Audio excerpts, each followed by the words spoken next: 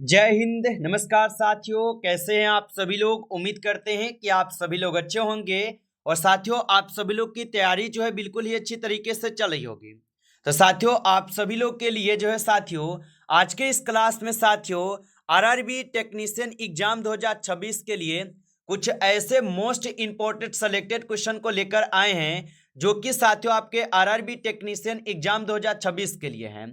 और साथियों, जिन भी साथियों का पेपर जो है 6, 9, 10 और साथ ही साथ 13 मार्च को है साथियों, आप सभी के लिए साथियों ये क्लास जो है रामबाण क्लास साथियों साबित होने वाले हैं। तो आप इस क्लास को अच्छे से देखेंगे साथियों, इन सभी क्वेश्चन को साथियों आप देखेंगे, अच्छे से आप इनको याद भी करेंगे साथियों। बिल्कुल आपके पूरी अच्छी तरीके से ये कंटेंट को तैयार की गई है साथियों। तो आप अच्छे से देखिए। अगर आपको ये क्लास अच्छा लगेंगे तो साथियों आप इस क्लास को जरूर क्लास के बाद लाइक करके जाइएगा।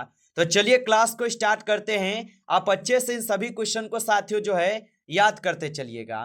तो चलिए क्लास को स्टार्ट करते हैं और देखिएगा साथियों क्वेश्चन क्या दिया गया है। साथियों क्वेश्चन दिया गया है यहाँ पे कि मिशिगन झील जो है ये किस देश में साथियों स्थित है।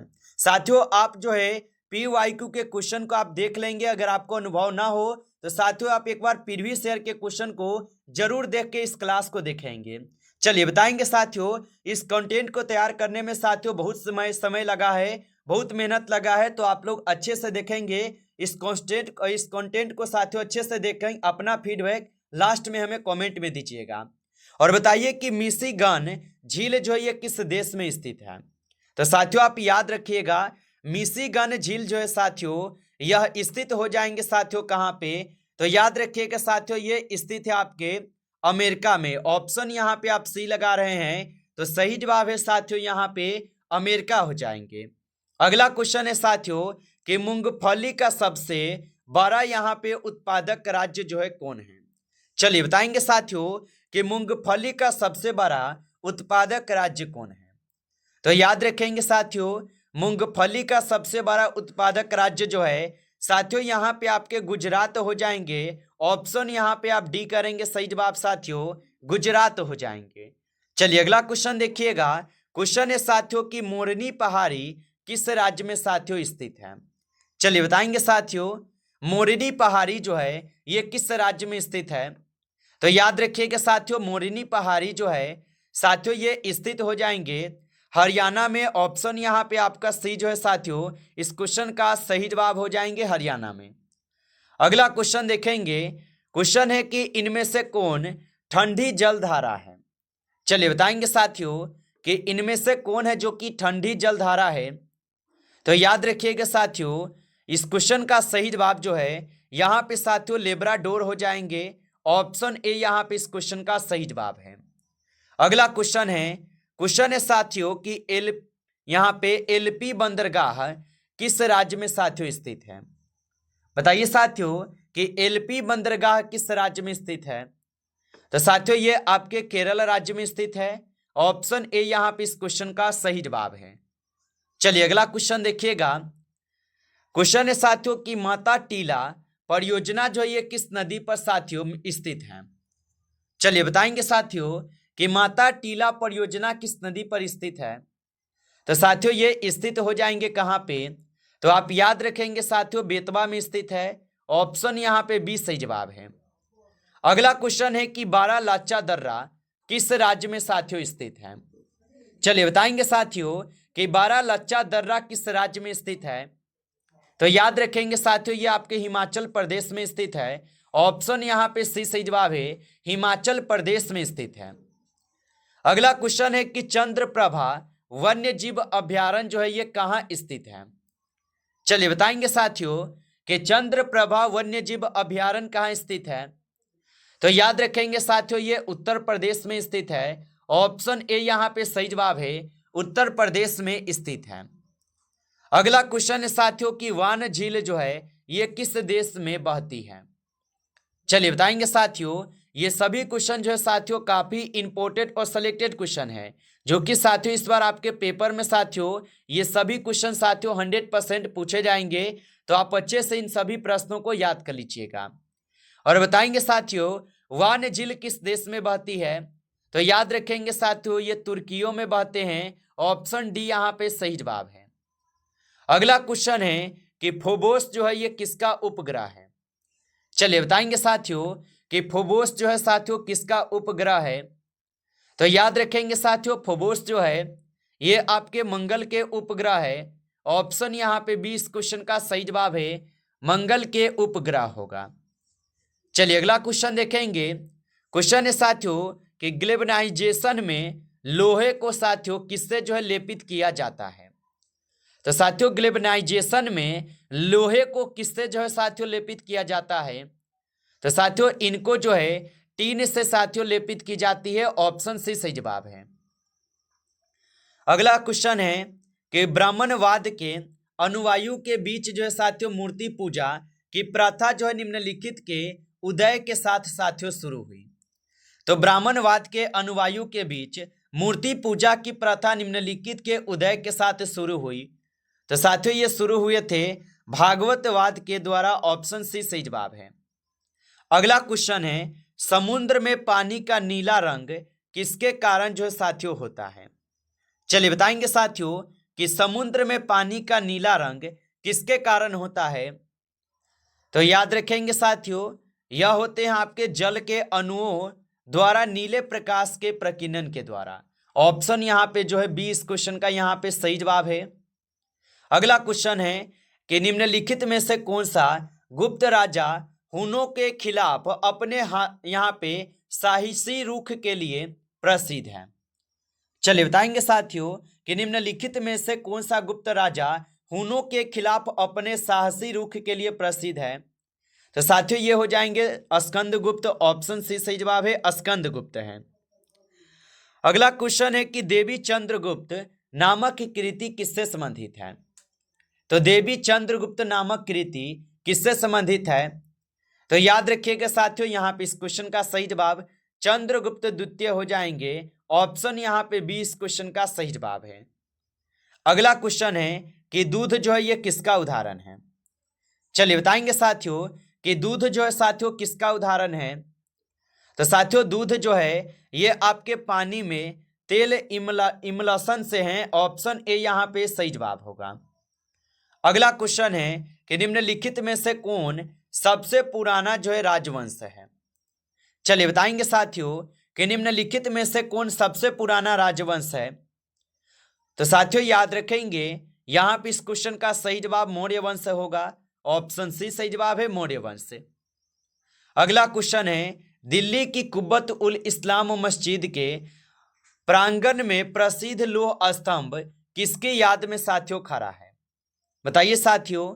और साथियों आप लाइक नहीं किए होंगे इस क्लास को, तो साथियों आपसे छोटा सा रिक्वेस्ट रहेंगे तो साथियों आप इस क्लास को एक बार लाइक कर लीजिए। नए जुड़े हैं चैनल पे तो आप इस चैनल को भी साथियों सब्सक्राइब करके ऑल नोटिफिकेशन को ऑल पे दबा के जुड़ जाइए, जिससे कि जब भी कोई नई क्लास हो सबसे पहले क्लास का नोटिफिकेशन जो है साथियों आपके पास जो है पहुंच सके। तो आप इस चैनल को सब्सक्राइब जरूर कर लीजिएगा। और बताएंगे साथियों कि दिल्ली की कुब्बत उल इस्लाम मस्जिद के प्रांगण के प्रसिद्ध लौह स्तंभ किसकी याद में साथियों खड़ा है। तो आप याद रखेंगे साथियों ये हो जाएंगे साथियों आपके चंद्र के। ऑप्शन यहाँ पे 20 सही जवाब है, चंद्र होगा। अगला क्वेश्चन है कि कॉड लीवर किसका उदाहरण है। चलिए बताइए साथियों कि कॉड लीवर जो है किसका उदाहरण है। तो साथियों कॉड लीवर जो है ये उदाहरण हो जाएंगे तेल में पानी इमल्शन का। ऑप्शन यहाँ पे सी सही जवाब है। अगला क्वेश्चन है कि शून्य का आविष्कार जो है किसने किया था। तो साथियों शून्य का जो आविष्कार है साथियों ये आपके एक अज्ञात भारतीय किए थे। ऑप्शन यहाँ पे जो है डी सही जवाब है साथियों, याद रखेंगे। चलिए अगला क्वेश्चन देखेंगे साथियों। क्वेश्चन दिया गया है कि गुप्त युग के निम्नलिखित साहित्यकारों में से किसे भारतीय शेक्सपियर की उपाधि जो है दी गई है। चलिए बताएंगे साथियों कि गुप्त युग के निम्नलिखित साहित्यकारों में से किसे भारतीय शेक्सपियर की उपाधि दी गई है। तो साथियों ये दी गई है कालिदास को। ऑप्शन बी सही जवाब है, कालिदास को। अगला क्वेश्चन है कि फेरिक क्लोराइड लगाने से घाव से खून बहना बंद हो जाता है क्योंकि क्या है।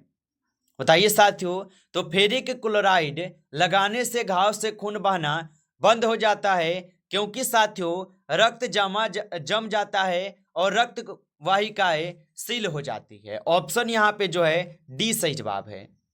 अगला प्रश्न है कि निम्नलिखित में से किसने यह घोषणा करके न्यूटन का पूर्व अनुमान लगाया था कि सभी चीजें पृथ्वी की ओर गुरुत्वाकर्षण करती हैं। चलिए बताएंगे साथियों कि निम्नलिखित में से किसने यह घोषणा करके न्यूटन का पूर्व अनुमान लगाया था कि सभी चीजें पृथ्वी की ओर गुरुत्वाकर्षण करती है। तो साथियों आप याद रखेंगे यह अनुमान जो है ब्रह्मगुप्त लगाए थे। ऑप्शन ए यहाँ पे सही जवाब है, ब्रह्मागुप्त लगाए थे। अगला क्वेश्चन है कि जब कुछ विशिष्ट विलय को रक्त कणिकाओं से प्रोटीन कणों जैसे किसी विशेष चयनात्मक झिल्ली द्वारा अलग किया जाता है तो इस प्रक्रिया को साथियों कहा जाता है। तो यहाँ पे इस क्वेश्चन का साथियों सही जवाब क्या होगा? तो डायलिसिस इस प्रक्रिया को हम कहते हैं। ऑप्शन यहाँ पे बी सही जवाब है, डायलिसिस कहते हैं।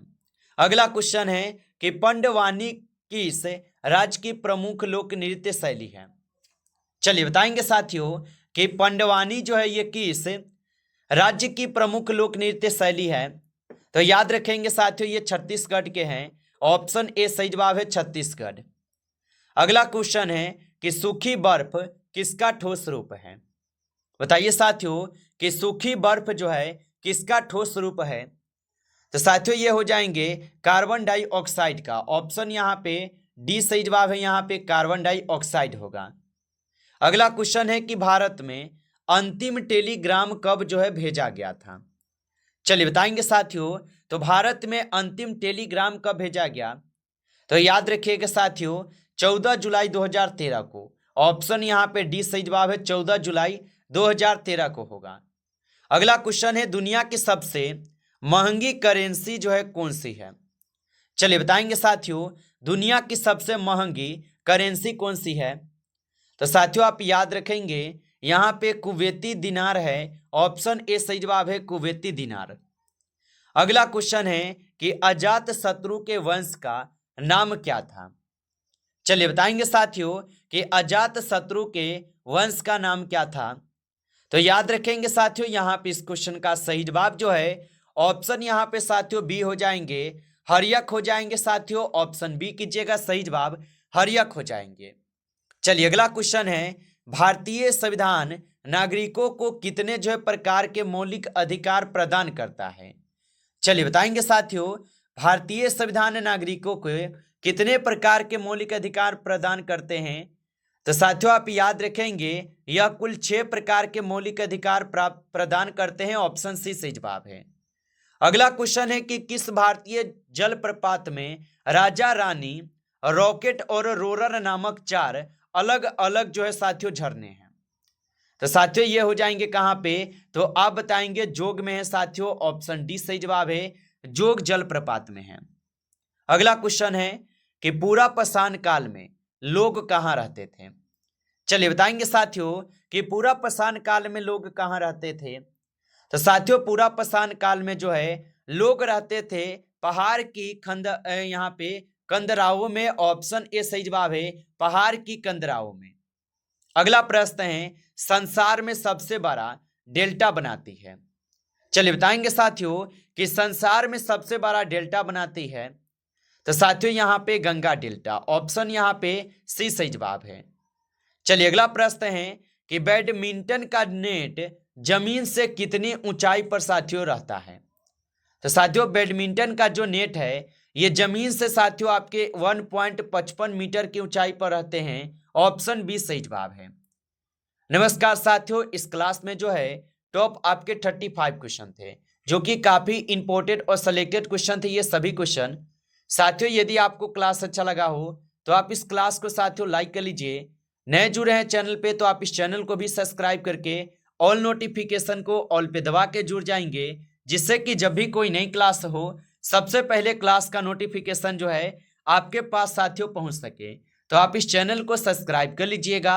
चलिए फिर मिलते हैं आपसे एक नेक्स्ट टॉपिक के साथ नेक्स्ट क्लास में। तब तक के लिए जय हिंद, जय भारत।